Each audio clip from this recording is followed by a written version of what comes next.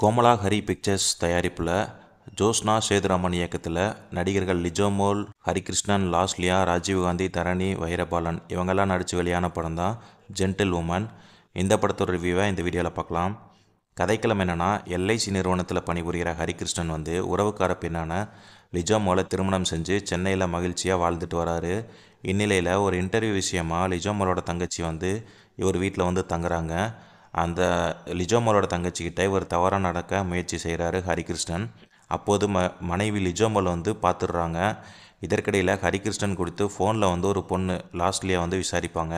அதற்கு பின்னாடி என்ன நடந்துச்சு, லாஸ்லியாவுக்கும் ஹரிகிருஷ்ணனுக்கும் என்ன தொடர்புங்கிறது தான் இந்த படத்தோட மீதி கதை.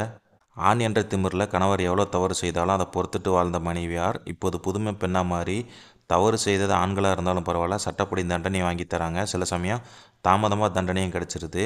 அப்படி ஒரு பெண்ணோட கதை தான் இந்த ஜென்டில் உமன். சமீபத்தில் ஆந்திரா மாநிலத்தில் தவறு செய்த மனைவியை கொலை செஞ்சு அவரது உடலை துண்டு துண்டாக வெட்டி குக்கரில் வேக வச்சு குளத்தில் வீசிய செய்தி பரபரப்பாக பேசப்பட்டது. இது அப்படியே திரைக்கதை எழுதி படமாக எடுத்திருக்காரு இயக்குனர் ஜோஸ்னா சேதுராமன். அதோட கதைக்கு ஏற்ற டைட்டிலாகவும் அழகாகவும் தேர்வு செஞ்சுருக்காரு. படத்தில் ஒட்டுமொத்த சுமையையும் லிஜோமோல் தான் சுமந்திருக்காங்க. அமைதியான மனைவியாகவும் கணவர் செய்யும் தவறுகளுக்கு ஆக்ரோஷமான பெண்ணாகவும் அற்புதமான நடிப்பை வெளிப்படுத்தியிருக்காங்க. அதே போல் ஒல்லியான உருவம், திருட்டு மொழி என பெண்களிடம் லீலை செய்பவராக ஹரிகிருஷ்ணன் சிறப்பான நடிப்பை கொடுத்துருக்காரு. மேலும் லாஸ்லியாவும் தன் பங்குக்கு ஸ்கோர் நல்லா பண்ணியிருக்காங்க.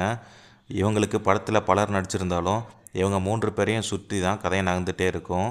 கோவிந்த் வசந்தாவின் பாடல்களும் பின்னணி இசையும் ரசிக்க வைக்கிற மாதிரி இருந்துச்சு. காத்தவராயன் ஒளிப்பதிவுகள் காட்சிகள் பளிச்சிட வைக்கிற மாதிரி நல்லா இருந்துச்சு. இந்த படத்தோட ப்ளஸ் மைனஸ் என்னென்னு பார்த்துடலாம்.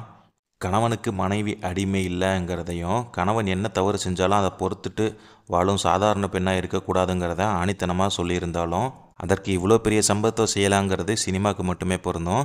பாபநாசம் படப்பாணியில் கடைசி வர தப்பை கண்டுபிடிக்காதது சினிமாத்தனமாகவே இருந்துச்சு. மொத்தத்தில் ஜென்டில்மேன் ஒரு புதுமை பெண்ணோட கதை தான். இதை கண்டிப்பாக தேட்டரில் பார்க்கலாம். என்னோடய ஸ்கோர் 5க்கு 2.5 கொடுப்பேன். நீங்களும் தேட்டரில் பார்த்துட்டு உங்களோட கருத்து என்னன்னு சொல்லிட்டு கமெண்ட்டில் சொல்லுங்கள். தேங்க்ஸ் ஃபார் வாட்சிங்.